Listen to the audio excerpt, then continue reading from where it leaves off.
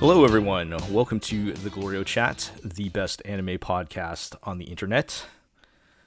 Just want to let everybody know we got some hot Black Friday and Cyber Monday deals going on right now. If you head on over to theglorioblog.com. One Isekai for the price of two. Wait. Yes. Wait. Shit. No, you know, all of our podcast episodes, written content, everything 50% off if you use code GLORIO at checkout. You know, and but the real doorbuster, if you act right now, and subscribe to the podcast, it is 100% free. Oh shit! Damn, free deals. I don't get our takes fresh at your door. Unfortunately, the only deal we're making a loss on this one. It's like the only deal I will accept is to be paid to listen to the podcast. So well, we'll work on that for next year. But yeah, you're talking to our sponsors. Well, we got some anime to talk about as per usual. We're thick into the fall season here. Actually. We're more than halfway now at this point, right? Yeah, I mean we're closing in on the landing strip for fall season. Yeah, I don't want to think too hard about the fact that it's already by the time this goes out, it will be December. And we're gonna have all of our crazy year-end things to deal with. I'm still trying not to think about that, but I will have to think about it soon. But yeah, I mean we still got some pretty good things going right now, so let's talk about that. To introduce everybody, I'm Jel. I am joined by Iro. I'm still here. I'm not dead yet. We're joined by G. What's good, everybody? And this week we have Zig with us. I come from the land of the ice and snow. It's pretty cold here, guys. Yeah, it is that time of year for those of us who don't live on the west coast of the United States. It's almost like it's December or something. Yeah, so that's we're gonna have snow any day now. I'm sure if you haven't had it already, I haven't yet, but we're getting there. I'm a little too far south for regular snow, but it's been snowing up north where all the heathens live. Ah, yes, we won't name any names, but all right. So yeah, we got a lot to talk about, so let's get into it. And I wanted to start this time with the Heike Story because that actually finished. Yes, this past week. Yeah, a casualty of our new world order. Yeah, where so seasons it started, don't mean anything. And it started late last season, and just ended this week. And to be clear, this is because it was only a net anime. It has not yet been broadcast on television. So right, so I think they're going to do that like in January or something January like that. Or February or something. Yeah, that'll actually air. But for anybody who wants to see it, has been available. But yeah, what an ending. Yeah, they finished very strong. Yes. With I talked about last time how episode 9 was very good, and I feel like that carried over into 10 and 11, which were the final two episodes. Yeah, I think Heike is a great example of a show I like to point to when I talk about how important I think it is for anime to stick the landing, because I think that sometimes a really good ending can make an above average anime seem great, and a below average ending can make a great anime seem average, right? Like, yeah. I feel like, especially with something like Heike, that I think we've made it all pretty clear that we have all enjoyed week to week. If it had not finished as strongly as it did, I'm not exactly sure where it would have sat in my personal rankings. But the episodes 9, 10, 11 kind of final stretch there is just an unbelievably strong collection of episodes in terms of just the visuals, the directing, and of course the storytelling. And I think I think the fact that this is a story where the ending has literally been known for 1,000 years is kind of both an advantage and a disadvantage in this case. It's an advantage because you know what you're working towards, but it's a disadvantage because you know what you're working towards. And so I think it really had to step up its game presentationally and character writing wise to really make something that we all knew was going to happen hit with that sort of impact, and I think it really did do that. I think it really made that inevitable ending feel extremely fresh. Right. I think one thing that really I would really like to give shout-outs to for Heike is, I kind of talked about this a couple of times, but, as Zig said, these are the this is an adaptation of a fictional retelling of historical events. And so there are aspects of the tale of Heike that are iconic, defining, right? Like, there are moments, and characters in this story that are larger than life, and take up a lot of attention. And something that I feel Heike has done, Heike the anime has done very well, is sort of pick and choose and sort of deliberately like decide which aspects of the story it wishes to emphasize to further the themes it's trying to tell. Right.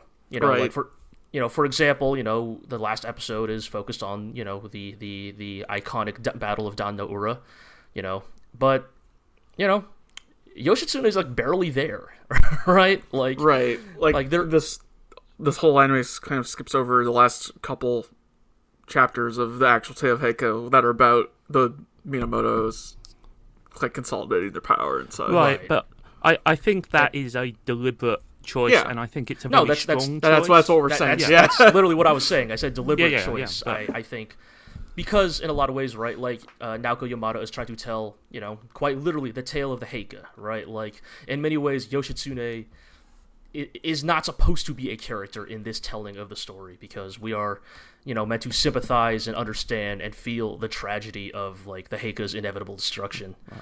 And so Yoshitsune and all of the Genji side are only important because they serve a function, and that function is to be the people who precipitate the downfall. Exactly. Right.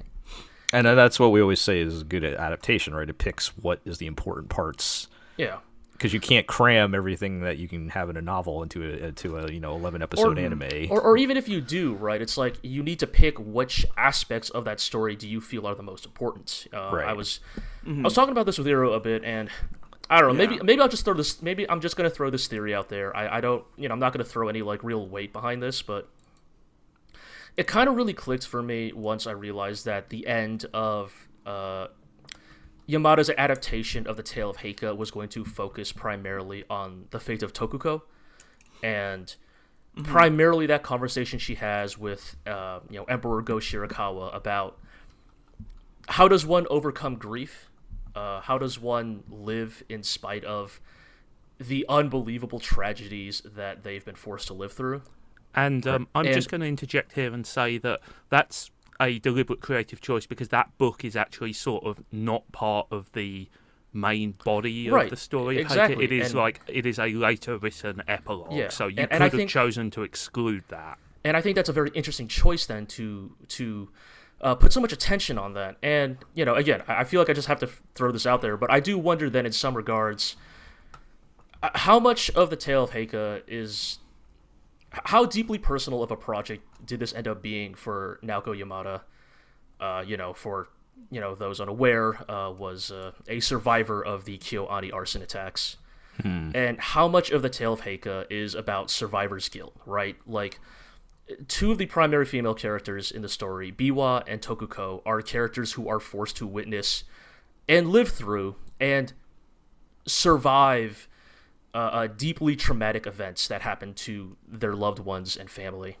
And much of their struggle then is bearing witness to that tragedy, telling the stories of the people who lived through those tragedies, and not forgetting that even though these people may one day go on to become villains in their own story, that they too were people with their own agency and intrinsic humanity. And I don't know. I guess I'm. Yeah. I can't help but ask the question then: does this version of the tale of Heike even exist? If had the arson never happened, right? Is how much? It's just that thing of like artists. As an artist, I could say that like, no matter what your subject matter is, no matter what type of art you do, your real life experiences will always inform it somehow, right? Yes. Yeah, yes. I think it's an interesting question because, obviously, the Tale of Heike is the Tale of Heike, and there have been no changes to how it ends. But context is important, as you say, and I think one of the most interesting decisions is, from what I can gather, and I will clarify, I have not read the original work nor a full translation, but like many of the great ancient epics, the Tale of Heike is concerned with being a moralistic tale as much as it is an exciting adventure story, and I think one of the things that they've downplayed in this adaptation is the idea of, the karmic cycle, death and rebirth, the Buddhist philosophy, which is at the core of a lot of these fables, if you want to call them. And I think saving that sort of subtext and then putting it at the very end is a really interesting and powerful creative decision, because basically that entire epilogue, as you say, G, is basically about dealing with the consequences of tragedy and how, life will continue, the earth will keep turning, and that is where a lot of the sort of philosophical come religious thrust of the original work is.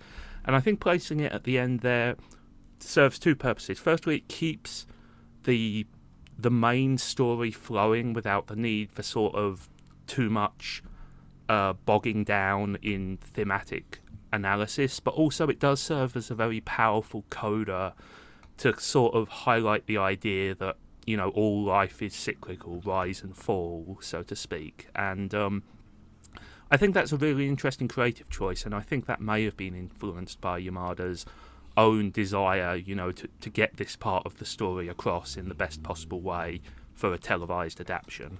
Right. I could definitely see that. I guess I really started thinking about this once, the deeper we got into Heike, the more I realized,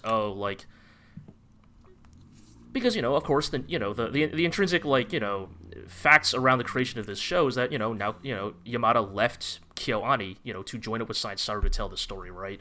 Yeah. And it's like, what could drive someone who was, one of the most, singularly talented individuals at her respective studio? What drives a person like that to, pursue a project of this scale and ambition, even going so far as to, leave, the studio she defined her career at, to join up with another one to pursue that vision, right? And I can't help but, just as an artist, I can't help but wonder, was something deeply primordial driving her to tell this story, right? Did she feel this was a story she had to tell, come hell or high water? I think that, monumental life events do cause people to reevaluate their life and their relationship to their work and their art and what they do, right?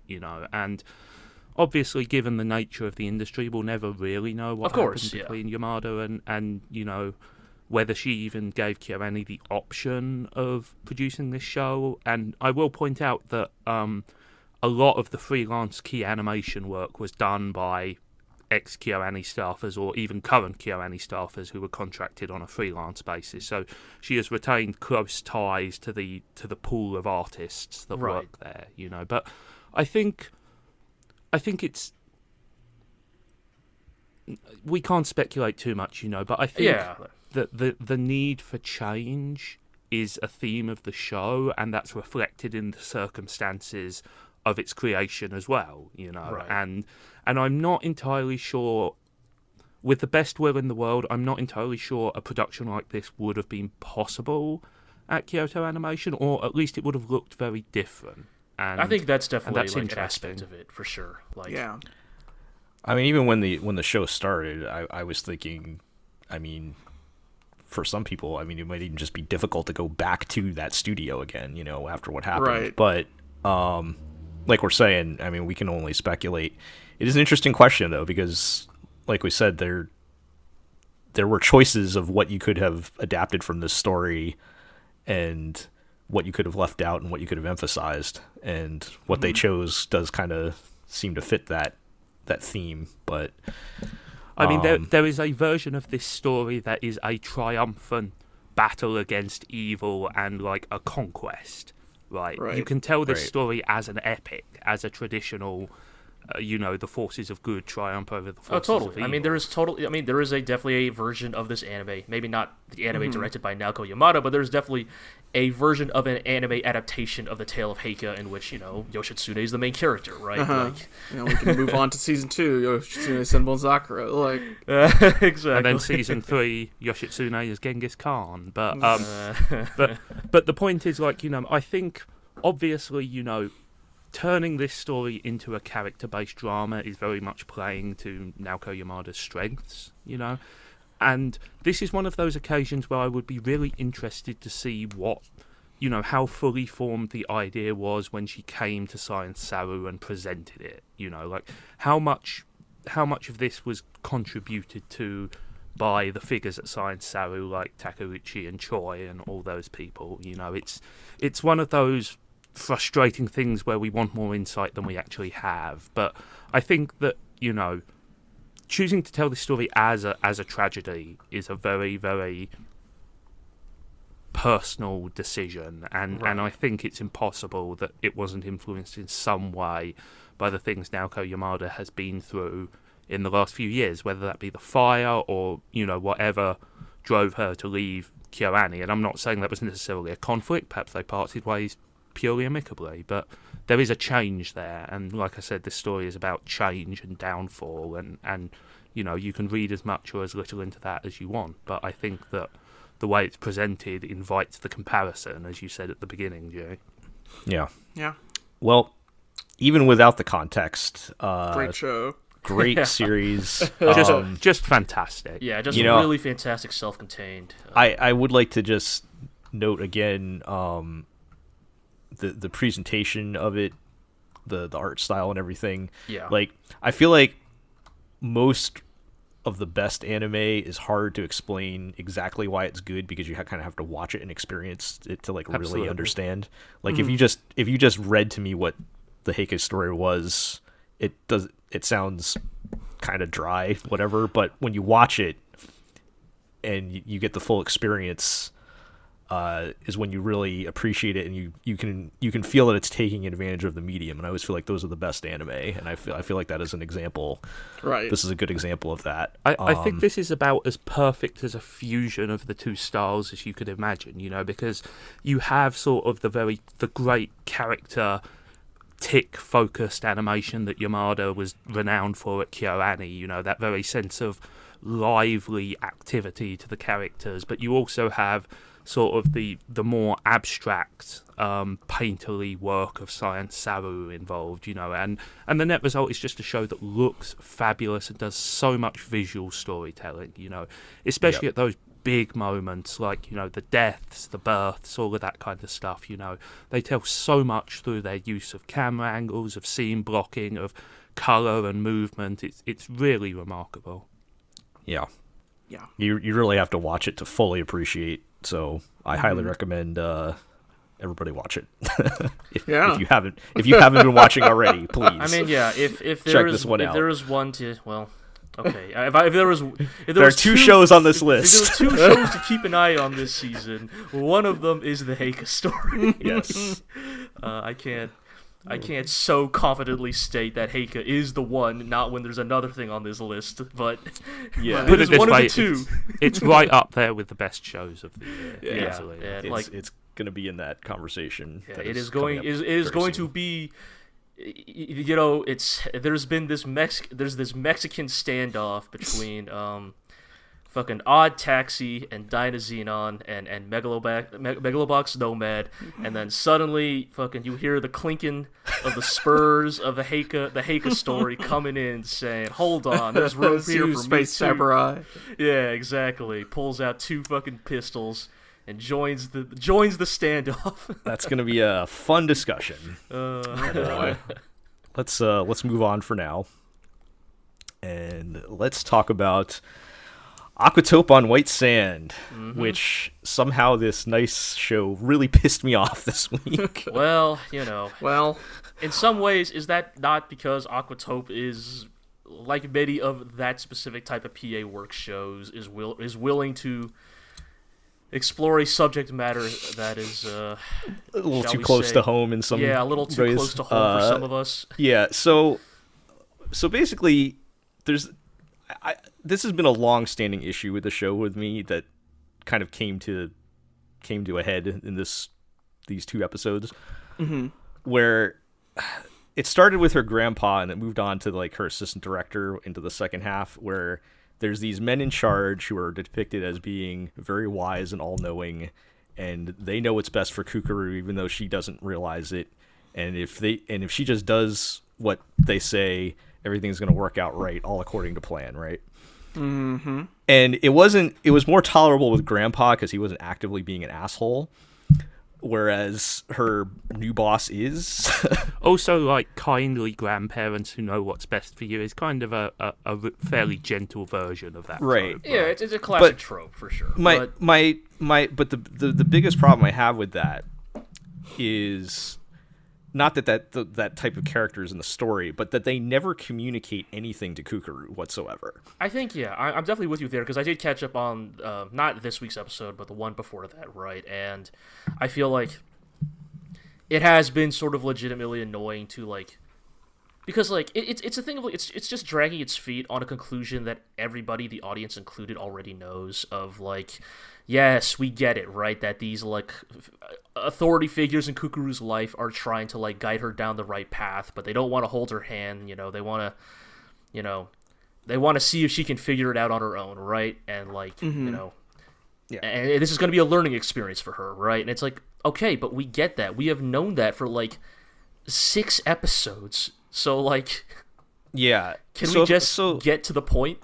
Yeah, so if I can share a story from my life, where when I first started working out of school. Hell yeah, I love deeply personal stories on podcasts. Oh boy. I started out, I was working as a graphic designer, and I enjoyed doing it. I was the best designer we had. But after like a year or two, my boss decided that, he thought I would be more valuable working in more like, learning to manage the team and eventually managing the shop. I worked for a print shop. Sure. And, that was a little weird for me because I wanted to be a designer. And, when I got pulled off of that, I would go back and watch the design team and be like, oh, I would have done this with that project. And sometimes I would start meddling around with it. Kind of like what Kukuru does, where she's can't keep her hands out of the other stuff. Yeah. But, the difference with me, aside from I was getting paid more, the difference with me was my boss explained his reasoning to me, what his plan and what his goals were for me and what he thought I was capable of. And like, he didn't just be like, well, I'm taking you off the design team, you're going to come work with me in the office. Nope, don't question it, just do it, just shut up and do it. And that's basically what they're doing to Kukuru. And had that been done to me, I probably would have quit. Right, and that's just poor management. And it's terrible management. Very, very poor management, no matter how you slice it. Like, if you're going to be like a real mentor, you have to like mentor people. You can't just let's be clear here, right? The like intentionally bad mentor trope only works in kung fu movies. All right? Yes. Like, you can only be an intentionally bad mentor because you are secretly, testing the character of your young hotshot fighter to see if he can handle the responsibility of learning your final killing technique. Right. So and like, that's why... kung fu movies are such a hyper-stylized form of storytelling. Also, there's some value in learning to, get your ass whooped. Exactly. But what I'm saying is there's a difference between learning on the job and, like, willingly obfuscating the beating you're about to take. That's the thing I really don't like about... Like, I really don't like the assistant director character because, like, I get the vibe, I get the trope they're doing, right? He is the brusque, like, kind of like short-tempered, like, boss who, like, constantly belittles his employees, but that's because deep down, he just has such high expectations of them, and he knows that if he pushes them a little harder, that they'll rise to meet, the occasion. But, like... He just, like, throws Kukuru to the deep end constantly. Yeah. It's like, that's right, I expected you to fuck up. Right, like, that was the point of this exercise. In this episode specifically, he takes her out to do a presentation to a potential client, and then after she bombs, as they're walking away, it's like, oh, well, I knew you were going to fail, now here's how we're going to fix it. And I'm like, that is the absolute worst, shitty most infuriating thing. For a start, like, what about that client? How do you feel if you're like the client? you're putting like. And so that's I think that's annoying because this character, the assistant director, is initially introduced as a very like pragmatic, like material-minded, like voice of authority at the aquarium, right? Like he's intentionally like positioned as like, you know, the Kanamori of the aquarium. He said many times, our job is to make more money for the aquarium, right? And like I will do anything it takes to make that happen. Like he is framed initially as very like success oriented, right? Like I will do anything to make sure this aquarium stays in the black, right? And there's kind of an unspoken subtext there that, like, this is what Gama Gama did not have, right? They didn't have somebody who kept an eye on this shit. And so that could be an interesting thing, right? Again, I mean, all of us, we all love Kana Money. Like, it's not that that type of character isn't workable in a piece of fiction, right? Like, that could be an interesting contrast, right? If this assistant director was framed more as, like, you know, much respect to your grandfather, but this is why Gama Gama failed, right? It's because you didn't have someone like the assistant director here, like running the books, making sure that like they were bringing in more customers, right? But to tell me that then this dude who is so concerned about success and like making money would willingly let a new employee purposely fail and potentially lose a major client to teach her a lesson, like it's incongruous with the character that's been established. Like he would do something actively detrimental to his results here is ridiculous, and just the whole thing is infuriating because like they're like mentally torturing Kukuru at this point because she doesn't know why she's in this position. She doesn't understand what the plan is. She just wants to go play with the fish. Right. She's like putting in like overtime, like day in and day out, right? Yeah. Like, they talk about how she's fucking staying at the aquarium until like fucking 1 a.m. every day of the week. And it's like... Yeah. So that's where it gets interesting in the next episode. Because Kukuru just decides to not go to work anymore. Sure. Okay. Which is entirely understandable. Yeah. And I mean... she kind of goes on what I think is being sold as a parallel to Fuka at the beginning of the series, when Fuka is kind of just ditches everybody and runs off and that's how we got into this position in the first place. Right. So Kukuru ends up going to like the next town over with the middle-aged guy with the booze ice pops, his wife. They meet up and him. Okay. They go over to I can't remember his name, but they go over to his wife finds Kukuru and they head over to like the next town over, and she's just kind of like taking the day off and hanging out at their tiny little aquarium that they have in the next town over, and like, you know, remembering the stuff that she genuinely likes to do. And it kind of ends without any resolution in this episode yet. You know, they have everybody kind of frantic because she just ghosts everybody, and you have everybody like frantically looking for her and everything. And, you know, she finally touches base with Fuka and everything. But what she does next is left to next episode. So I don't know what's going to happen. Sure. Okay. And it makes me wonder, you know, the obvious thing is, you know, she'll have rediscovered her passion or whatever and go back to the job. But I'm wondering if she is going to go back. Because I feel like if they're drawing this as a parallel to what happened to Fuka. Fuka quit. She stopped being an idol. She stopped being an idol, and they made it clear that she is 100% okay with that decision. I'm wondering if, and this would be fantastic if they did this, if she just says, you know, forget your big corporate, you know, money machine aquarium thing.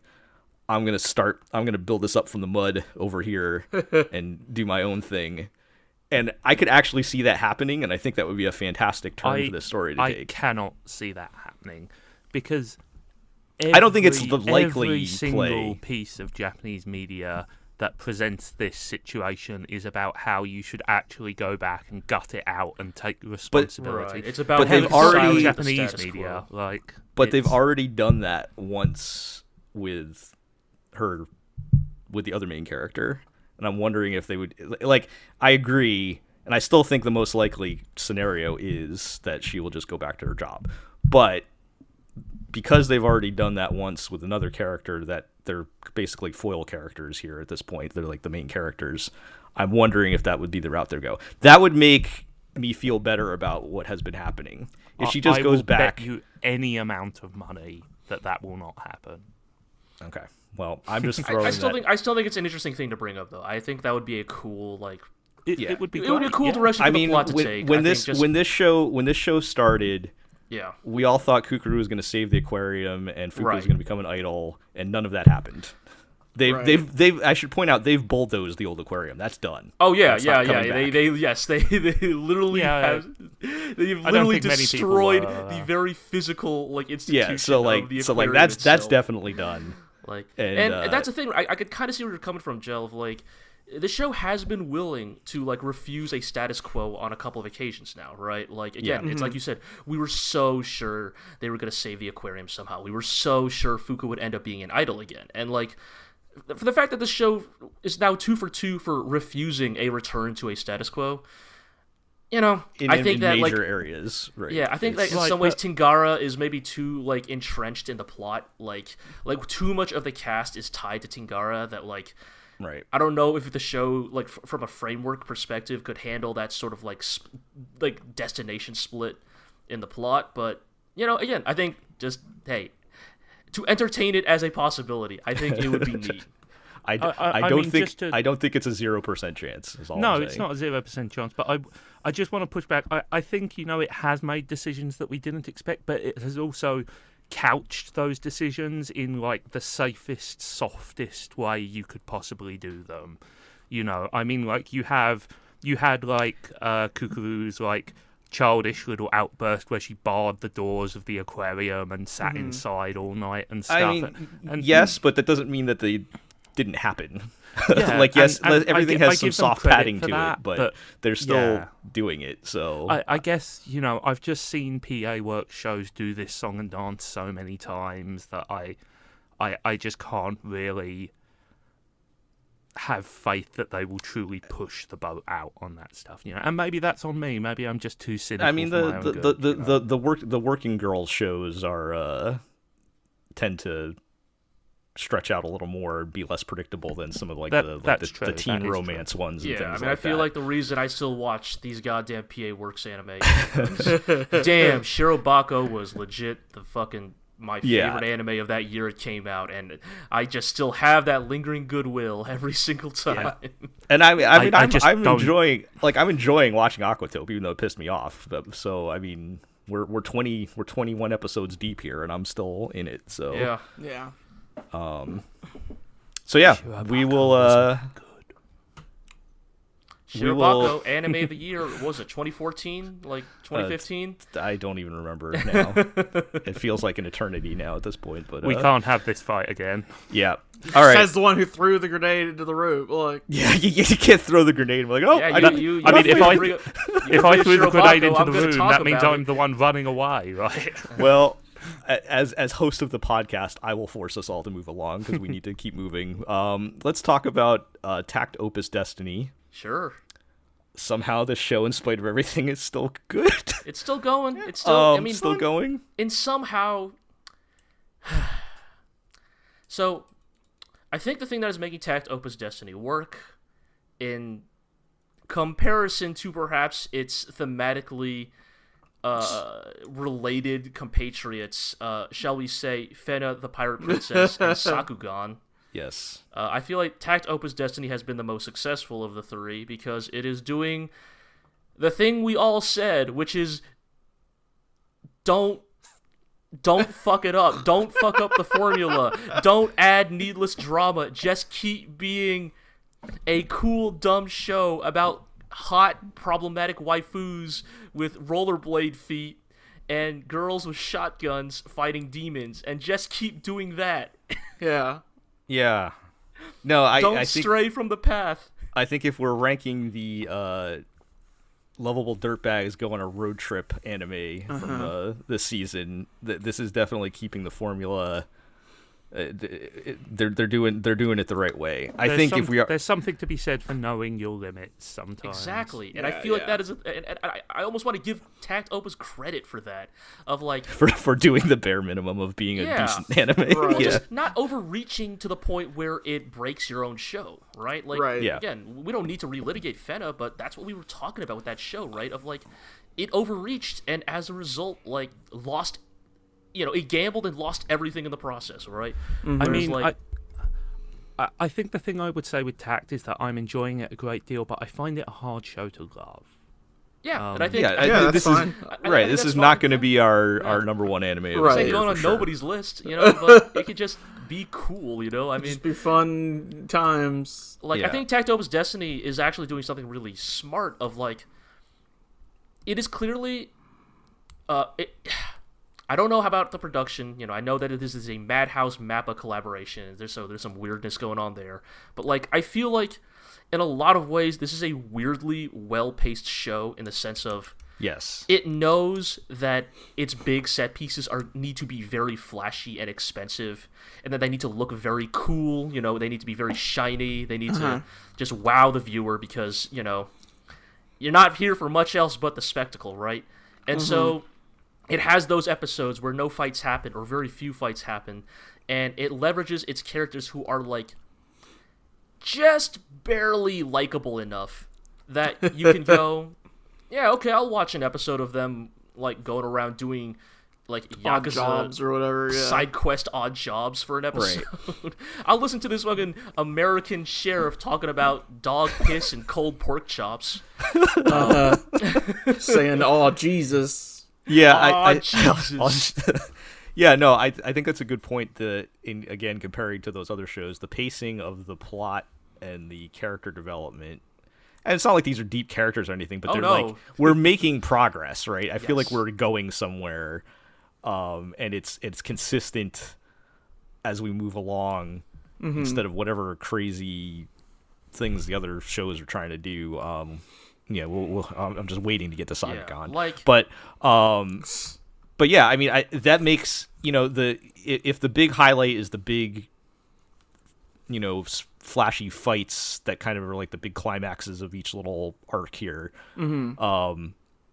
It makes everything in between watchable, which is really all you can ask for. Yeah. I mean, even again, we have set an unbelievably low bar for Takt Opus, but it has largely cleared them, even in the character areas, right? Where the most recent episode is about Takt and Anna finally recognizing Destiny's personhood, right? To let go of the fact that she is not Cosette anymore, right? She is probably not that person, will never be that person again, right? And that they need to live with the reality of what? You didn't think it was well handled? No. I just think Cosette is coming back.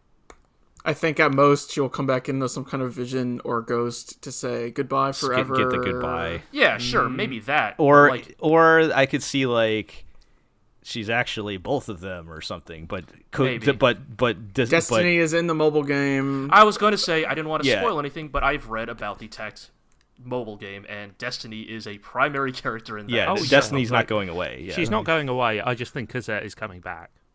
I don't think she's not in a full on as a full on character coming back. No. I think it is a lost moment of the last. Oh yeah, episode of course. Thing. Yeah. They'll do the thing of Takt is in a coma or got he blasted. Sees an angelic vision of Cosette and gets to say No. goodbye. I mean, she actually comes back to life.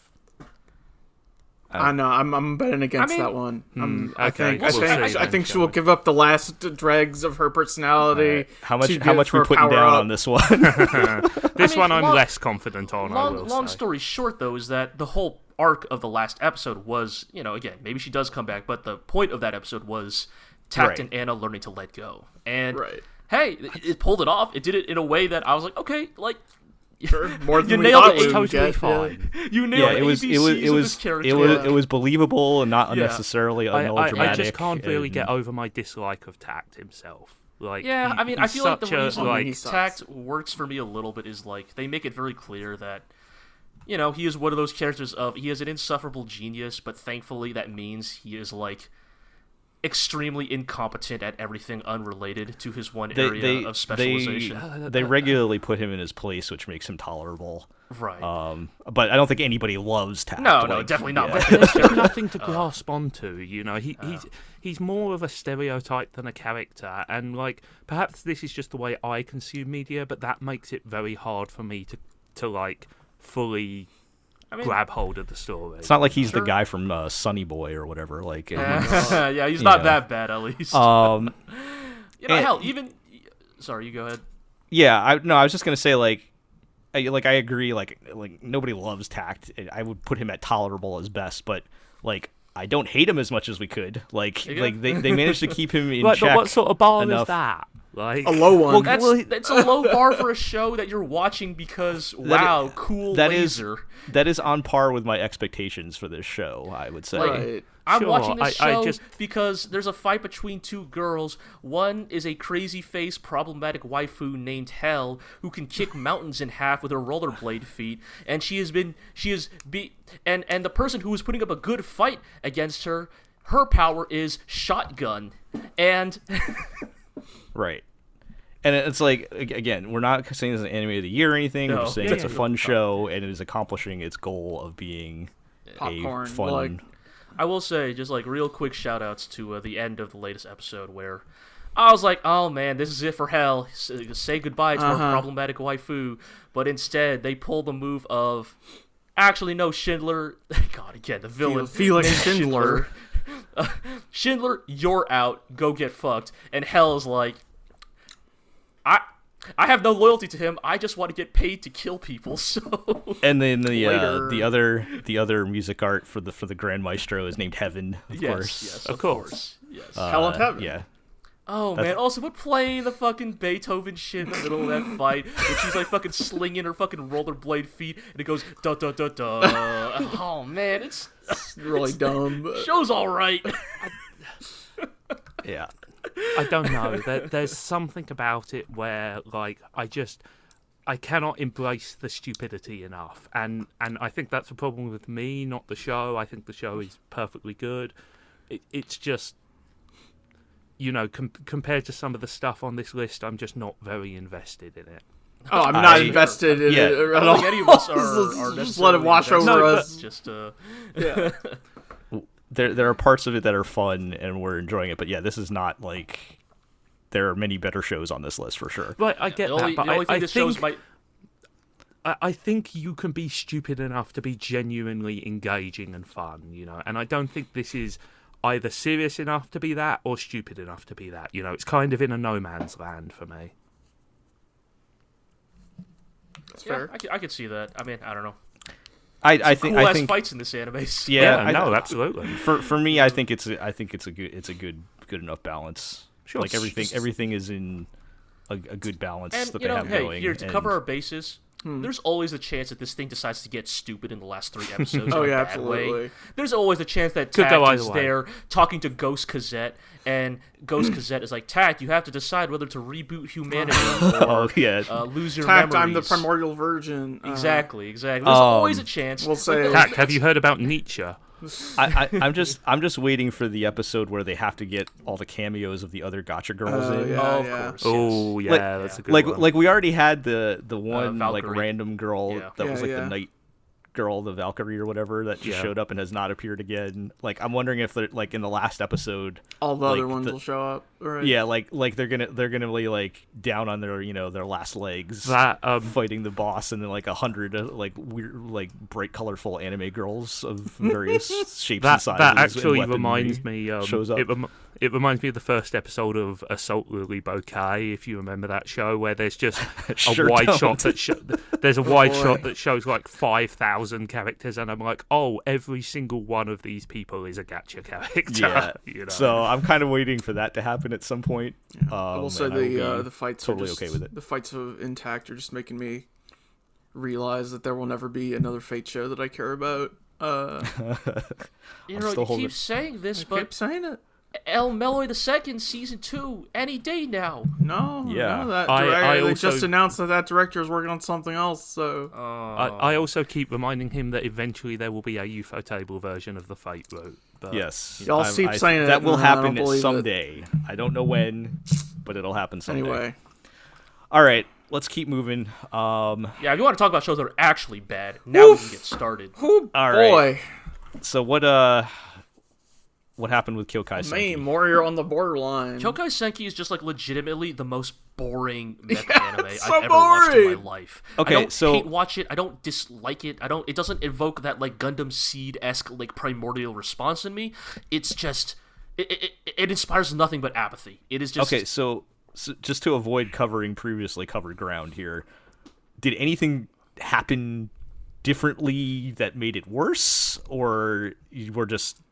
Is it just kind of like the accumulation of... It continues to be like a deeply like toothless but also confused show. Did they throw any slip in any more racism or anything? Okay, so the 2 episodes that we watched, one of them is maybe the closest I've come to liking an episode of Kyoukai Senki, in which it switches viewpoints, and we switch to the POV of Captain Brad of the like North American Coalition or whatever. That is one of the factions that owns Japan, right?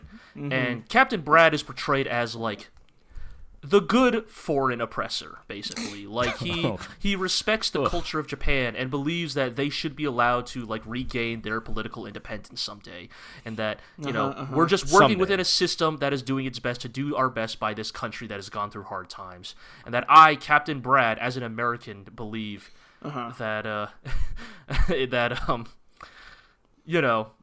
just doing this for the good of the people and the best interests of my nation, right? And so the episode is about him forming his team of like his sort of Suicide Squad team of pilots to hunt down the mysterious black mech that has no known like national affiliation.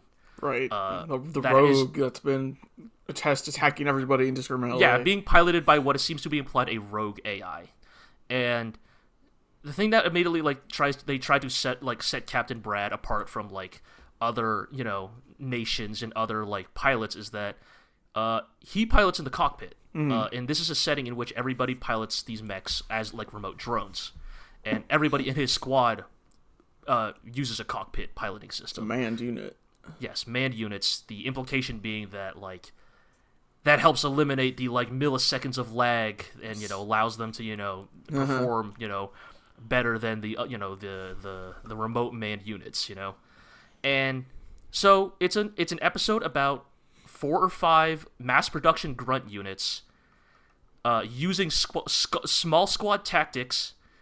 Big surprise you liked this one, G. Flanking maneuvers to draw out and score a tactical victory on a vastly superior enemy unit. And it's not bad. Like so it's like a written for you episode of it was like there's an episode like written for me, and like there are aspects of it I liked. Like there are parts where like they're like using like like suppressive fire to like like pin it down in a location so that other units can like move to its flank, and they have air support. Like literally, this is maybe the first mecha I've seen in years that even acknowledges the concept of like non-mecha military support. Right, they just have like choppers and stuff shooting at it. Right, like, and it's fine. But also that the weird thing is I don't even like this episode. This episode should be the thing written for me, and I do like aspects of it, but it does make me realize that, like, also, like, you can do all this cool robot stuff, but if I don't care about the characters or the stakes at all, it's... Right. I mean, these are characters you like just met this episode, right? Yeah, like, it's just a light show, It's just a... It sounds to me, G, that like you need a mech show that's really all about the characters. Well, let's talk about the next episode of Kyoukai Senki. The worst of the 2 episodes. That is, hey, guess what? About the characters. Yes. So this episode is all about how the rebellion. We don't just get into robots and fight the militaries. We also provide humanitarian aid. So they just go to some old Japanese village that's had its water and power cut off, and they're running out of supplies. And spend the whole episode rebuilding the town and fixing the infrastructure, constructing wells and power stuff, and let's repair this old kiln for that traditional Japanese handicraft ceramics. Oh, yes. Make Japan great again. There is some real like themes, there is some truly like, how do I describe this energy? Like back to tradition. Not even just that, but like boomer PSA for the kids energy in this episode. Like look how great it is. Look how wonderful and nice it is out in the sticks, kids. Right, like there's a moody teenager. Oh my God, that's right. Who doesn't want to help out? He doesn't want to chip in and repair the village. He'd rather like put your phone down and go outside. No, he is literally on his phone. where they say, "Hey kid, put that phone down and put in some real work." Right. But no, it gets better. It gets better and worse. Go. All right. Because they're fixing up the thing. This kid's on his phone. Like, put your phone in some real work. Start putting plaster on this wall. And like, all right, fine. Starts putting plaster on this wall. Come back later, and he's like, "Wow, I love putting plaster on walls. I used to do this in esports. I'm so good at putting plaster on walls because I did this in esports. What was he putting like? the plaster on? It's so much. I'm used to doing it with the controller, but." Wow, it feels so much better doing it with my bare hands to put the plaster on the walls. So this is where I am convinced. Is it like PSA energy? Because it sounds like the writer doesn't actually know what esports are. It just knows that is something that's hip with the kids, and so is it possibly a translation error? No. I'm not sure because they say it. I'm trying to think, like maybe like in that Fortnite, how you build stuff or something. Right. Like, so the closest I could come up was, maybe they're talking about like building stuff in Fortnite. But that's because the they only frame thing I it can as think of. Fortnite's not big in Japan though. Like, well, I mean, maybe it's. I mean, that's what I mean when I say like this feels like some real boomer. Like, what do the kids like? Oh, the esports. Okay, the kid in this will drop a line about how he used to do plaster work in esports or something. And it feels so much better to do it by hand instead of a controller. And it's just like, oh my god, has this writer ever actually played a video game? Like, it's so bad. It's so bad. It's comical. It's so bad. And yeah. Also, they introduce Zig, you might appreciate. They introduce their Anaheim Electronics equivalent. It turns out that Yatagarasu, the Japanese independent organization. Some of you heard this one before, is being independently funded by a third-party weapons manufacturer that believes that a continued war between the Japanese independence groups and their colonizers is good for business. Now, what a remind twist. me, wasn't this show specifically designed to be a mecha show that wasn't just a Gundam show? Like, I've got nothing for you, man. I really don't. And the dude's name, get this. He's European, so his name, German Gorbin. Is he German? That's the first thing you've said that makes me interested in this show. Like, having a guy called German Gorbin is pretty good, especially if I he's won't German. lie, I was like, alright, that's kind of a Tomino name. Yeah, that's getting into that territory just for like, sure. It's a solid 20 minutes of them fixing up this town and like pretty much looking directly at the camera and saying, "Wouldn't you also like to live in a quaint little village like this? And then there's also Isn't it like, so nice?" And again, this is what I say when I mean it's confused, because this is the same episode where like there's a lot of like haha goofy antics with the AIs because they're like cute mascots, and so they're making a lot of goofy exaggerated faces. And also we are introducing our Anaheim Electronics equivalent, who in this episode is almost like unquestionably portrayed as good, which is insane to me, but like, I assume they will be portrayed more shadily down the line. Yeah. And it's such a deeply confused show. Like, I can't, like, it's for kids, but also it's trying to, like, you know, communicate this, like, return to traditionalism theme. You know, it's trying to, like, maybe that's what they're trying to get to the kids.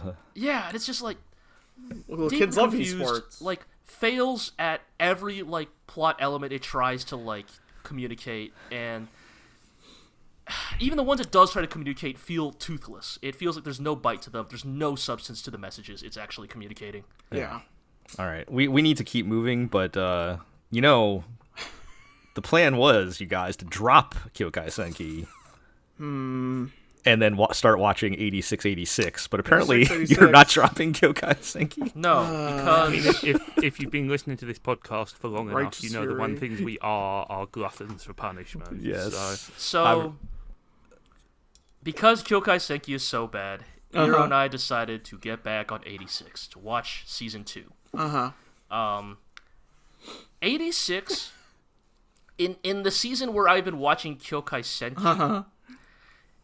86 is like finding the worst bottle of whiskey in a desert wasteland and going, "Oh, thank goodness, some liquid. Oh my goodness, it's been so long." You found a this plastic. will surely assuage my thirst. You found an opened plastic bottle of wild turkey out in the desert somewhere. Exactly. And that's what it feels like. Because here's the thing 86 does. It gives me the morsel of geopolitics and that I so desperately need from my real robot anime. It is the anime that drops like one line alluding to the technological situation of the nation and how that ties into their current military and geopolitical situation. And I'm like, yum, yum, yum, yum, yum. I lap it all up. It's delicious. Yeah, because Kyoukai Senki's got none of it. Throwing crumbs at your feet and thank eating you, them off the ground. Yes. Just, Lisa, can I have some more? I am the animal who finds the box propped up with a stick, and instead of a plate of crumbs, it's a plate with the words geopolitics written on it. And I'm like, oh, I gotta get me some of that. So, all right. So what has changed in season 2? Season since 1 last time? had a pseudo cliffhanger ending. It seemed like the final remaining members of the 86 squad were going on their suicide mission and would die forever, and Lena would continue fighting the good fight on her end. It turns out that the surviving 86ers survived and were found by a different nation who rescued them and took them in as like, okay, shit, we found some people from not here. Well, you're the first foreigners we've had since the AI hordes. And here's the great part. And yeah, this is why I hate that I admit that this is fucking catnip to me, but this is the explanation. The nation that finds and discovers them is the post coup d'etat is the geopolitical entity that created the AI legions, but it is not the same government. It is a new government that, yes, launched a coup d'etat and overthrew the old government that had created the AI legions. And this new government, A, has a widespread ban on artificial intelligence, but B, is tasked and it must fighting live the war, with fighting a war that is a consequence of their former regime. Okay. And this all sounds satisfyingly complex, to be honest. Right? And so imagine me coming out of Kyoukai Senki, and these people are like breaking down like the geopolitical and national situation that is going on in this fictional military sci-fi work, and I'm just like, ooh, yes, give me more. Yes. Think of the number of stories we could tell. Yes, this is what I've been looking for this whole time. Where does it go wrong? It hasn't gone wrong yet. Wait, what? Other than they introduce a little anime girl. So pros of season 2. No Lena. We've seen Lena. We've seen her like twice. We've seen Lena for about all of 5 minutes. She is leading a new squad of 86ers led by a very attractive short-haired tomboy.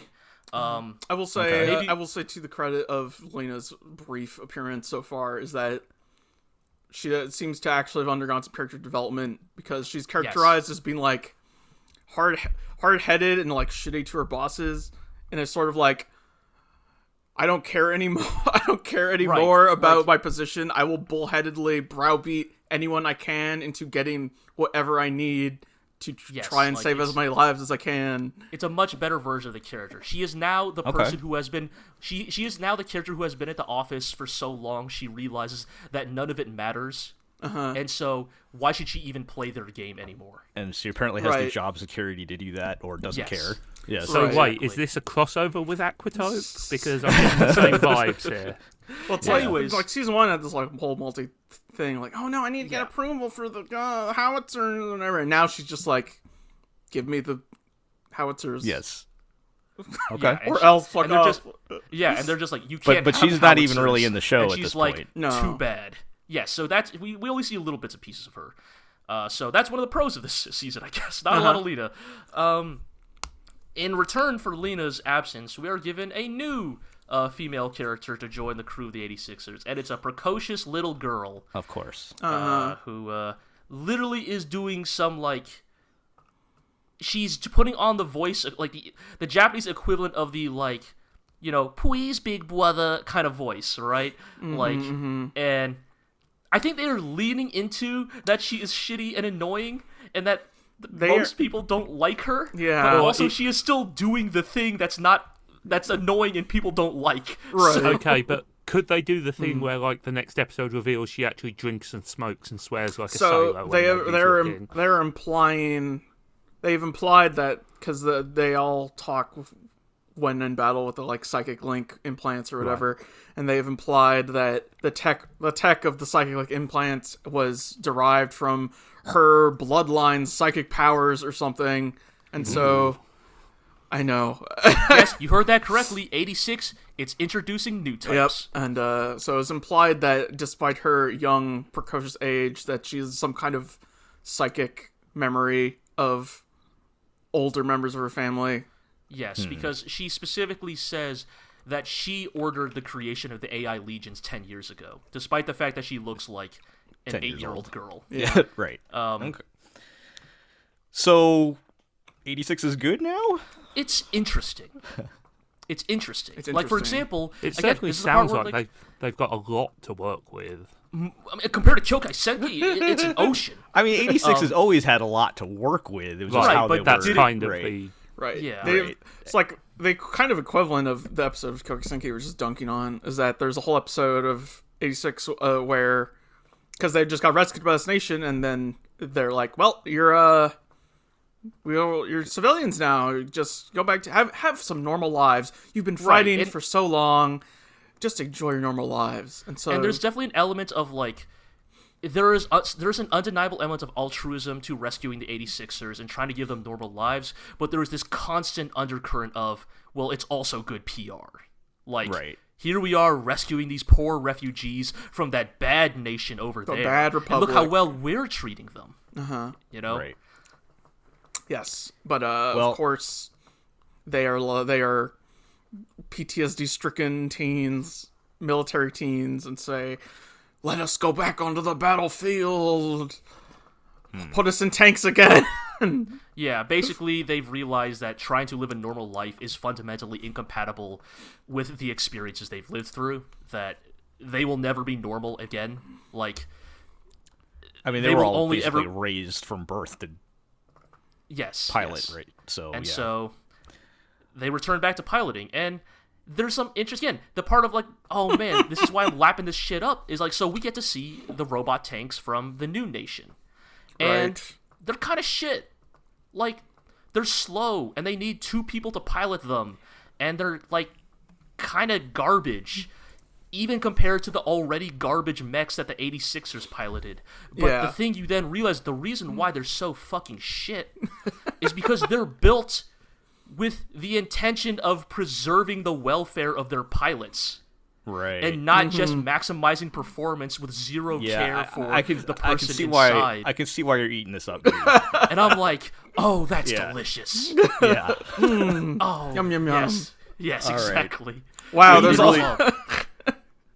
I'm glad that seemed to at least not be as bad as it was, or however you want to characterize that. But it sounds much more interesting now. Oh, totally. Yeah.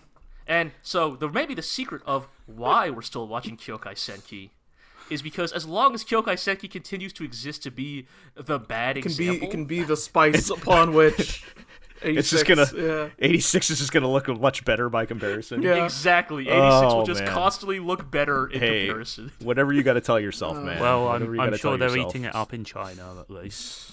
Yeah. All right. We really need to keep moving. Yeah, I know. Let's talk about ranking things. Oh man. Which is fucking King Waluigi. Huh? Oh, yeah, Zig, you need to watch this because this is like now that Heike is over, I would say this is the #1 show of the season. This is the one of the season, yeah. Even with Heike running, like you could probably make a case. Like, there's so much good stuff going on here. So with these episodes, Bocchi goes to hell, or the Gate of Hell, if you will. Yeah.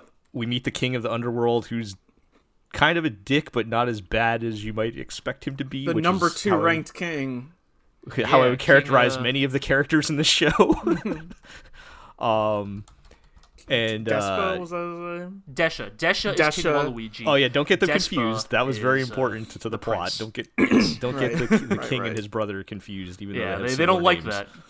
that. He does not like that. And he kind of gently, by King of the Underworld standards, tosses Bochi out, and he goes and starts training with his brother. And man, we get left on. See, it's been so long that I've had a show where I really don't know what's going to happen next. And it's the kind of show where, because of the things it establishes about its setting and its characters, makes certain things like fucking mind blowing to see, right? Yeah. Like, just straight up, how did Boji split that rock? Yes, like that cliffhanger they leave you on, where they don't. So Boji goes to train with the king's Despa, strangely handsome other brother, and it's the same problem where Boji has no offensive ability whatsoever, and they just mysteriously he chooses a weapon in the armory, and we are not told what this weapon is or shown anything. He's found a weapon that suits him. And we're just given like one little hint of the apparent destructive power that he has now. And it's great because not just because you're left guessing, but I feel like there's still like this really creeping, sinister feel to it. Like totally. What did he have to do to get that power? Cast from HP. Like at the same time, it's like they showed Boji making this choice, so it's not sort of like he got tricked into it per se, right. or maybe he did. I don't know. I think the thing Reiki of Kings does really cool is that like it feels like a really great fantasy in the sense that it is full of this abundant sense of wonder, but also this sort of underlying sinister undercurrent through all of it. Right. Like, where magic is wondrous and its potentials are endless, but also magic is wonderful and its potentials are endless. And yeah, and there are people who are using it for, nefarious means. Some real ratchet shit, as we find out at the end of the latest episode. Yeah. And then, we have the parallel we kind of come back to, we knew, what's the kid's name? Daida, yeah. We knew he was going to have to drink this stuff at some point, so yes. I just did not quite go the way we were expecting. Did any of us expect what was going to happen when he drank that potion? No. I think we all assumed it was going to be some, like, imbuing the blood of kings will give you the strength of kings thing. Not a, sorry, Zig, but... No, go for it, please. Eating the king's flesh would...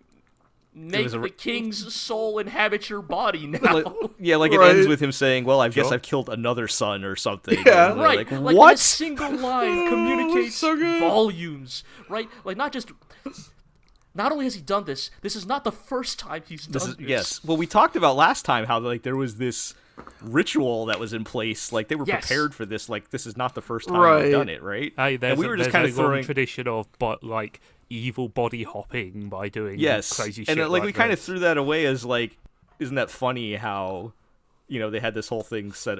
They had the whole king blender ready and it's to like, go. no, there's a reason why. Apparently, this is not the first time they've done this, but all of that backstory that they like. This show's just great at implying a lot with very little. It's a great show don't tell. Type of story, but you never feel like it's not being like too coy. Like, you don't feel like you don't know what's going on. Right. It's not like they're constantly trying to like reach for something to grasp onto. In fact, the show is very good at giving you like plenty of tangible plot points to like hold onto. Right. Like they just don't info dump a lot. Yeah. It's a lot of giving you that one line that your brain can fill in the rest. Yeah. And they string along just enough like legitimate, unironic fist-pumping spectacle. That whenever it does come up, it's always super impressive and like legitimately like exciting. Like the moment that King Waluigi says that he's the number 2 ranked king, I immediately go, oh man, when he fucking like throws down for real, especially considering who's animating this series, it's gonna be the fucking craziest shit you've ever seen. Yeah. Great. Shout out to that tweet I shared with you guys about the comparing this to Mob Psycho 100. Yeah. Totally. Where it's like, if I knew the person, I didn't know them directly, so I apologies to them, I guess. But the general idea was if you like Mob Psycho 100 for, a good boy doing his best, you should watch Ranking of Kings. But if you also like Mob Psycho for being the best animated thing in the last 10 years, you should also watch Ranking of Kings. Sounds like a recommendation to me. Shout-outs to what will obviously be the header for this podcast of when Prince Despa and Kage eat the food. Yes. Oh, and great. You have the triple take of their faces. Yeah. Great stuff. Really good. I think I did grab that. Just... Yeah. Such a good face. They had animated 3 times. Yeah, great animation even in the, non-action bits, right? Right. The show just looks the great. Cartoony bits, yeah. It looks so good. This is another one where explaining it on a podcast does not do it justice. It doesn't really work. It's such you really a hard need to one watch sell. it. Yeah. But just the great animation, the sense of wonder and foreboding with whatever. It implies there's such big magical things going on that we don't understand, and you really want to know more about it. And on top of that, you get the fantastic characters that have depth to them. Oh, totally. And nobody is 100% good or evil. Right. Everybody's got different levels to them. It's just so good. I mean, to me, this is the best thing running this season. I mean, you could debate that or Heike Story, but yeah, it's really good. Great stuff. I just want to know how Boji split that rock. Yeah. Okay, so is this the part where Are we gonna speculate? do we take bets on what the weapon is? I have no clue, but if you want to throw something out there, I'm gonna make the bet. It's some kind of maybe it's just because it's a rock, but I was thinking it's just some kind of stake or Blood pile bunker. or not necessarily a pile bunker. I don't think Boji could handle that. But some kind of hole puncturing. I don't know, maybe a rapier, some kind of pointy stabby thing, right? That leans into Boji, because the thing is there any possibility? Go ahead, Chico. I was just gonna say, because the thing they established early on is that Boji doesn't even have 1 strength, to use video game terms. Yeah, he has 0 strength. He has so they explicitly show him try to pick up a little hatchet, and he can barely lift it off the ground. Can't even lift a hatchet, right? Mm-hmm. Yeah. So it has to be something that requires no physical strength whatsoever. But he's a kid with a lot of finesse, right? There's that scene where he's dodging the birds. What is the iconic finesse weapon, the rapier? Right, exactly. Yeah, I don't know if this is D&D where if you have a high dex score, you can use your So I rapier, have no context for this discussion whatsoever, but I have seen some anime. Is there any chance at all that the weapon is a person? I did briefly say, did he not pick a weapon? It is the weapon he chose, his bare hands, but no, that's probably not. They do show him pointing to something up on the wall, right? So that it appears it was something that he picked in the armory, but what that is, who knows? Okay, my second guess: frisbee. like a disc weapon. I have a feeling. Whatever it is, I have a feeling. But what if it was wait, hold on a second. What if it was razor wire? Like a razor fiber wire, fiber wire, Boji with the fiber wire, straight to fucking cyberpunk shit, right? Because he can move around real fast too. You should really take the lockpick instead of the fiber wire. It's way more useful. I don't know. Whatever it is, I'm sure it's going to not be a traditional weapon. It's going to be something weird. Maybe the wire might be in the right direction. I don't know, but a whip sword. The Indian whip sword or something. Right? Yeah, I was thinking some kind of whip or something maybe, but I don't know. I just a collapsing sword, Ivy from Soul Calibur or something. I just had to get that out there for posterity. Okay. We'll find out by next week. So I just have a feeling it's going to be so far off, because that's how the show has been so far. It's going to be so far off of whatever we're thinking, and then we're going to see it and it's going to make total sense. So I can't wait. Great show. Go watch that one, especially now that the Heike Story's over. If you've already watched that and you haven't been watching Ranking of Kings, Zig, I'm talking to you as well as anybody else out there. Indeed. This is the one to get on. I will say real quick, I am so grateful to find out that Ranking of Kings will be continuing into next year. Yeah, it's too core. So that we don't have to worry about this one in 2021. When we're doing our top anime, we can put this we can shelve this until next year if we need to. Yeah. So, yes. Also, it means we get more Ranking of Kings. No, that's true. All right, we're running out of time here. Do you guys have anything new you want to add about Lupin Part 6? So, Lupin is quickly running into an issue that was an issue I had feared about Part 5 that is becoming a reality in Part 6. Yeah. Is that the anthology episodes are not that good, and they detract from the pacing of the main story. So we've hit that point. Yeah. This is not a Lupin Part 5 situation of, oh good, I can't wait for the anthology episodes, because they're always kind of weird, interesting one-offs that get into the legacy of Lupin. No, instead, the anthology episodes in Part 6 are just, which mystery writer will we just shamelessly ape for the plotline of this anthology episode? And it's just not that interesting. Yeah. So this has just become mystery writer fan fiction at this point. Kinda, yeah. They actually got back to the main London plot in the most recent episode, and it was almost telling that it was the most solid episode we'd seen in a little bit, right? We're getting back. They got back to the main plot. They got back to the rivalry between Holmes and Lupin, and it was not amazing, but it was solid. Yeah. Lupin, fine stuff. Totally okay stuff. What is our percent chance looking for Columbo appearance? Has that gone up or down? Highly unlikely, I think, but. I mean, look, if they weren't even willing to dish out the cash to license Sherlock Holmes, then at some point they're not going to get Columbo, right? Yeah. Of course. All right. Unless you guys have anything else on that, I think we can keep it moving. We're good. Komi can't communicate. This one too, I can just blow through real quick. For reference, I watched episodes 6 and 7. I believe 8 is out right now, but may or may not be subbed. This was the summer vacation episodes, and everything that you expected to happen in a summer vacation arc happened.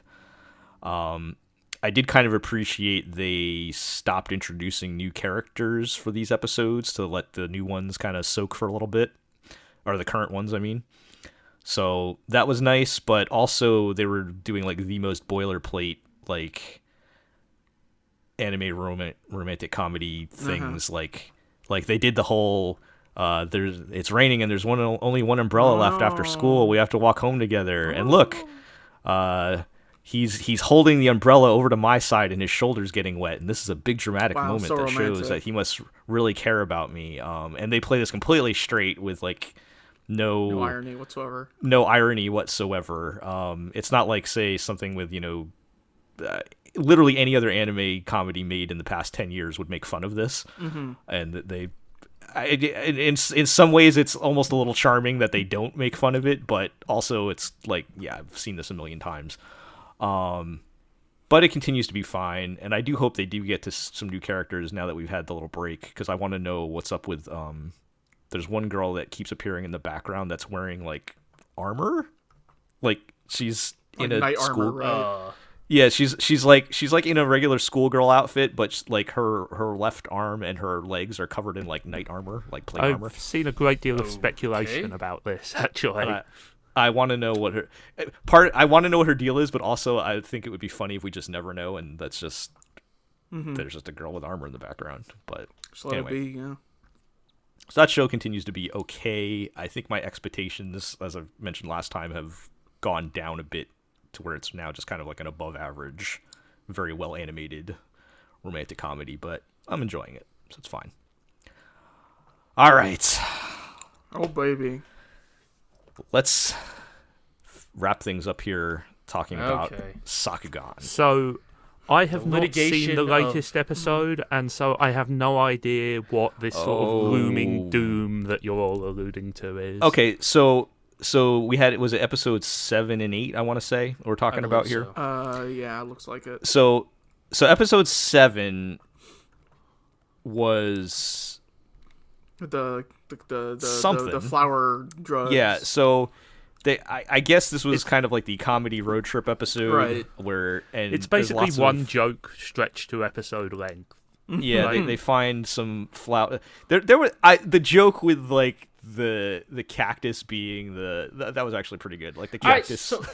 So some of the humor was pretty good. Yes, there's a version of episode 7 I think I would have really liked that. Maybe would have gotten a little old by the end, but like just the running bit of like them trying to cure the flower high they're getting, and then getting more high as just keep making it worse was pretty funny, right? To a certain degree. It needed to be a little bit tighter, you know. Yeah, like it definitely feels like. It feels like a joke, or like it feels like a bit that, like, I don't know. I hate to say it, but I feel like Trigger would have figured out the way to time that joke to work better, but like not stretching it out over 20 minutes. Yeah, that is like it's like one incredible Treehouse of Horror segment, right? Like sure, you cram it into like 7 minutes or something. Right. Like it very much feel.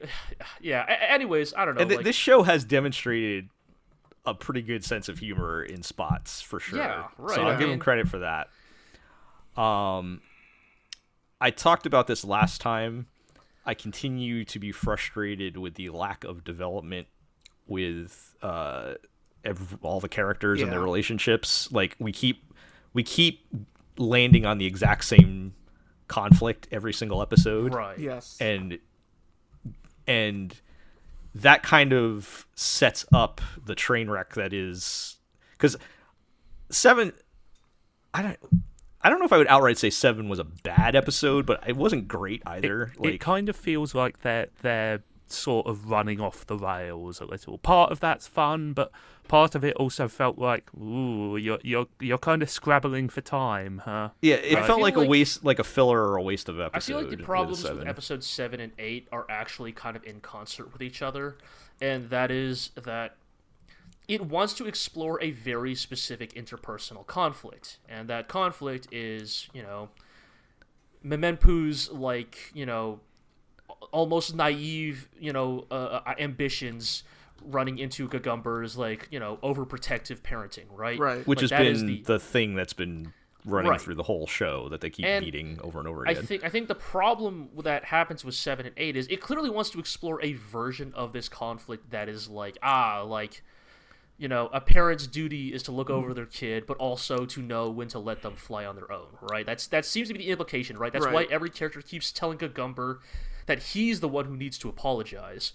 But the problem as a viewer is that every single time Gagumber has been an overbearing parent has been shown to be, like, the objectively correct decision, right? And also, like, the show so far has kind of been, like, kind of spoken out of its mouth both ways about Gagumber, in the sense that it wants to portray him as an overprotective parent, but also like a lousy slacker who like bums off at the first opportunity. He's supposed to be overprotective, but then in one thing he like literally just abandons his daughter to go get drunk and hit on women. And so we're not entirely sure. And like my concern, and again, you tell me how this worked out in episode 8. My concern was that he was rapidly becoming unlikable because of it. Like he still had like some element of like big doofus charm, but it was beginning to be frustrating how he just wasn't learning any lessons. I think the problem I'm actually running to is I think Gagumber is maybe the only sort of likable character in this show. Like, I'm just gonna to throw my opinion in. I don't like any of them, but let's like. Well, yes. I feel like, again, because every time Gagumber like displays his overprotective, overbearing parenting, he's been shown to be correct, about his takes, because again, this is a dude who is implied to have had a long history of like doing this work out here in the field, and so he has a lot of experience. And right. So it's just like my only thing I would add to that is you're correct. He's objectively making the correct decision. Where he's being a bad father is how he's communicating it to his daughter, and I think that's where the lesson is supposed to be here. Okay, so so what exactly happens in this episode that is so objectionable? So I forget if they start doing this in episode 7 because I watched them back to back and they kind of blend together to me. But we start seeing more of Memempu's like prophetic dream or whatever. Yeah, that she keeps having. Because that's a fantastic direction to take this show. I need to be on record that I am gonna say I'm 99% sure that she's dreaming of the past of when she was found on the surface by Gagumber, and that it's not prophetic at all. Yeah. So either way, having her have visions or dreams is not the direction I want the show to go. But regardless, they start leaning more into that, and she starts seeing visions of Gagumber basically dying. Yeah, like we got that in episode 7. Like, we need to hurry up on our journey so she's like, we need to hurry up and go, but nobody communicates. So Gagumber's just like, shut up about your stupid dream. We're going to go rest somewhere. And I think that's why the conflict happens, is because they don't talk about like what they're actually thinking or feeling. They're just butting heads against, I want to go and you don't want to go. Which is fine if we like end up learning something from it. Right, which they don't. Which is always the thing. Like, so then we get to just keep saying, Gagumber, you need to apologize. Except they don't give like the reason. Right. They don't. It's like that was my interpretation of it, but it's never made explicit in the show that that's what the problem is that they're not like listening. They just keep saying like, you fucked up, Gagumber. It's all your fault. It feels weirdly incongruous because like, you know, like the reason why Gagumber says they should stop and go rest is because Yuri got the most high on the flowers, right? And they wanted to make sure he got medical attention, right? And even him, the one who benefited directly the most from Gagumber's choice, is like, you know, Gagumber, you really fucked up. Like, what? Like, yeah, it doesn't. So that's all annoying. And then we get to the ridiculous twist. Baby. In 8. Oh yeah. So here we go. Gagumber's old partner died a long time ago. So we kept seeing his old partner died, and I think we saw that his old partner had a younger sibling, and in episode 8 they end up basically going back to what's implied to be his old hometown or something, where they're like, oh yeah, you should go talk to them or whatever.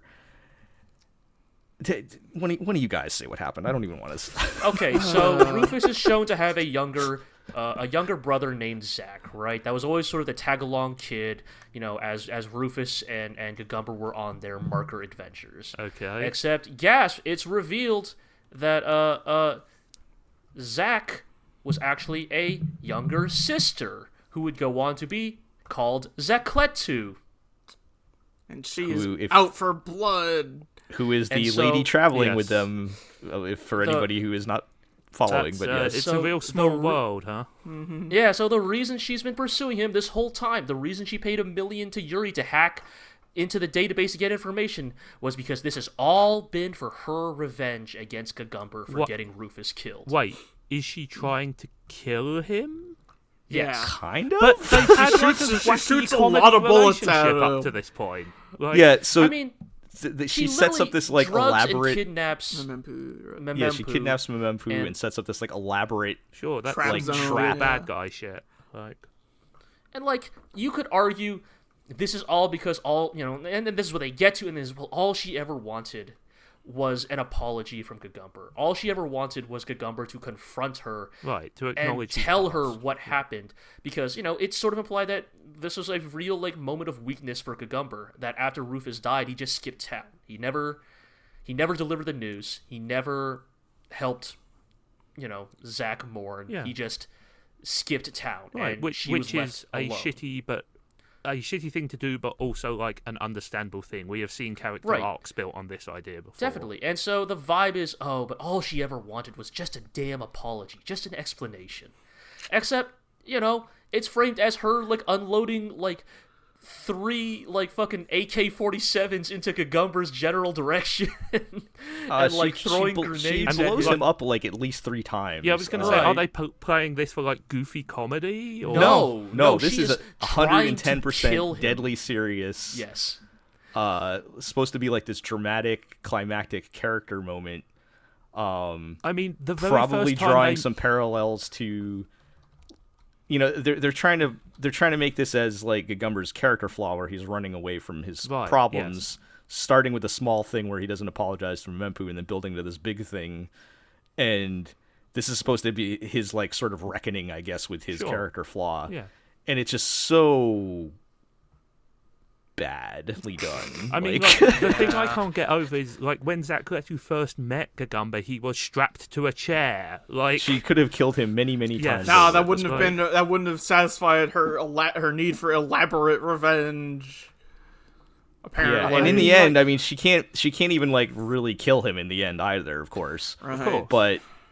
But like, the whole thing was just, like, totally out of left field. And the thing that feels unsatisfying about it is that the conflict is resolved, but it doesn't really feel like anybody learned anything. Right. Like, it's kind of a recurring pattern. Like a Gumber saves Mempu, and she's crying, and they say sorry to each other, but they don't actually say sorry about what. They just say they're sorry, and they're crying, and they're hugging, and they still don't communicate solved. with each other. Like Gagumber never actually like Gagumber never apologizes to Zekletu either, right? Like, you know, Gagumber, like, kind of alludes to, like, I fucked up, but, like... Yeah, no, he never apologizes despite her and you need blowing that him up many times over. And so, you need, like, the reconciliation.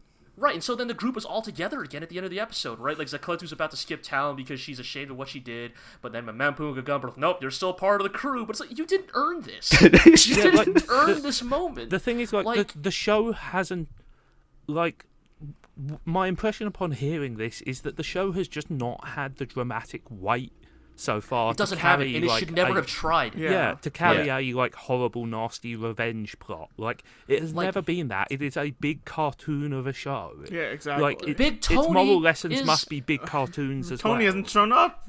Big Tony is a robot named Big Tony. Like, that should be the tone of your show. Yeah.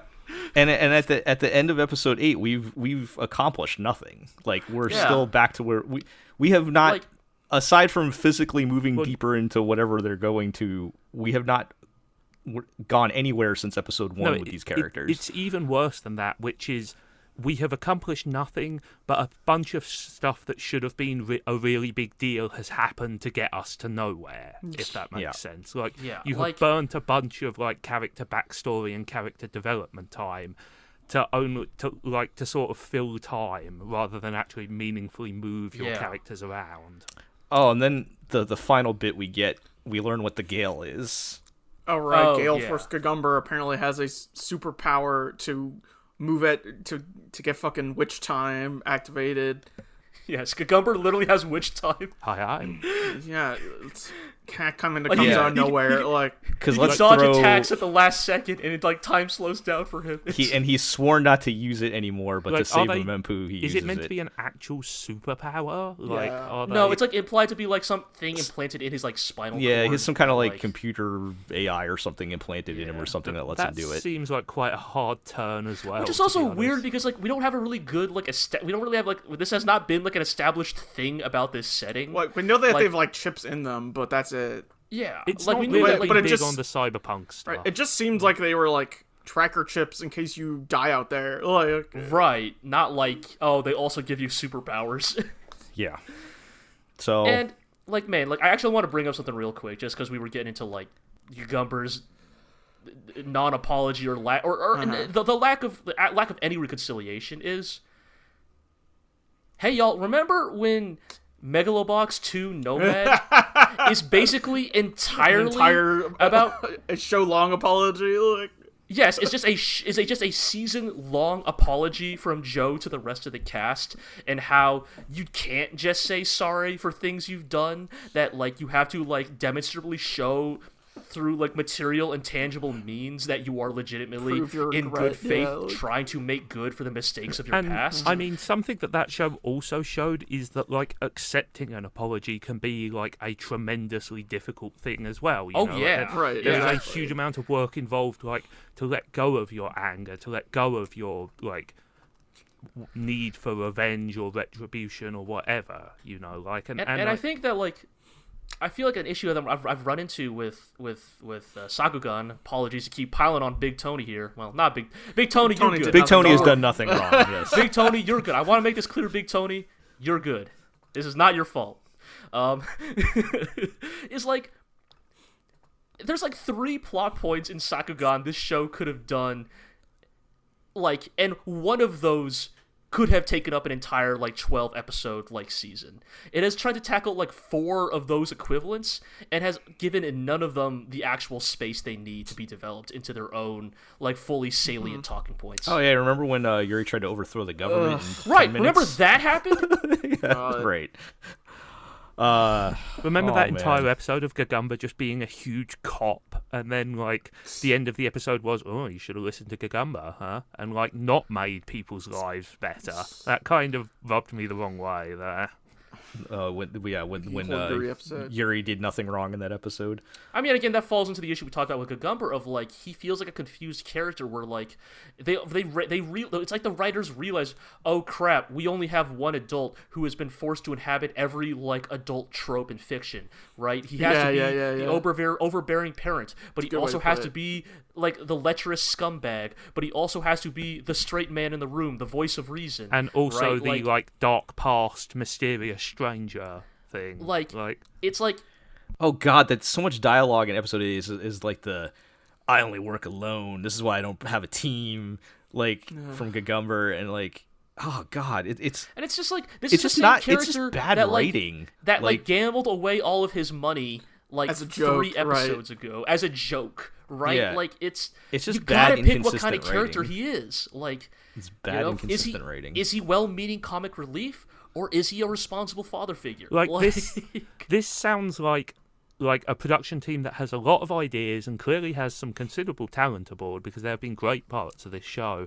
This sounds like a failure of project management, of like direction. Yeah, like is somebody not really in charge here or something? I don't know. Yeah, like it feels like they're pulling the story apart in all different directions, and everybody has like a different idea of what they want the story to be. I need to fit in my joke about everybody getting high off these flowers. Can we fit this into episode 7 somewhere? Okay, fine. We'll do getting high off of spores in episode 7, and we'll push the dark revenge plot to episode 8. Oh man. Yeah, I feel like maybe more than any show I've seen in a little bit. Like, not that like Sakugan is like this year's greatest failure or greatest fuck up. Don't worry, Fenna's right over there. But it's Sakugan trending in that. I mean, I don't think it'll hit Fenna levels, but it's trending in that direction. What I'm saying is, I think Sakugan, more than any show I've seen in a little bit, is a show that like desperately needed a like consistently written character bible. Like, Jel, I'd like to remind you that like Fena is nowhere near like the biggest collapse this year, because Wonder Egg Priority happened this year. Oh yeah. Well, this season though. That's the Fena just happened like a month ago, so yeah, it's right, that's still Fena fresh in our this memory. season. But yes, Wonder Egg is the big from very high to very low drop off. I forgot about that. All right. Well, I mean, is there any way they turn Sakugan around, or are we like permanently damaged? I think the damage is there. I think at best we get a couple of wacky bits. Yeah, because not much. Because it's only one core. There's not that many episodes left. They could decide on a tone for the ending and go for the ending, and like that would mitigate the damage, right? If they could nail what they want to do for the next few episodes, I would stay the course. I would need to see like within the next episode some like sign that they learned some kind of lesson from what just happened. So, except the next episode preview is like, look, it's time for Wacky Beach episode. We're gonna have fun. Except yes, it's going to be the beach episode according to the preview. So that's probably not going to happen. Let's waste the episode on the beach episode at episode 9. Yeah, I think at best Sakugan can salvage itself, but it's never going to like. There's too much damage done for this to be like. That's a shame. The first episode was so good. Real shame. Big Tony's such a great robot. The first episode was so good. I had such high hopes for this show. Man, Big Tony's the best. Big Tony is great. Big Tony, best new character of the year. As I said, I'm more of a regular Tony guy, but you know, man, even regular Tony's not had that much screen time. Like, like when was the last time a Mempu did anything with regular sized Tony? He shows up in episode 7. Like, okay. All right. Well, that's going to do it. We don't have time to talk about Thunderbolt Fantasy, unfortunately, but both me and Zig have been watching some of that. Yeah, it's fantastic. It's still good. Every moment of dialogue, solid gold. I don't know how they do it, but All right, guys. Well, you know the drill. We're all gonna have to finish season 3 in time for Anime of the Year deliberation. Did season 3 end this year? Yes. Yes. Last season. Oh boy. Was last season. Oh boy. Oh, we can't throw another contender in.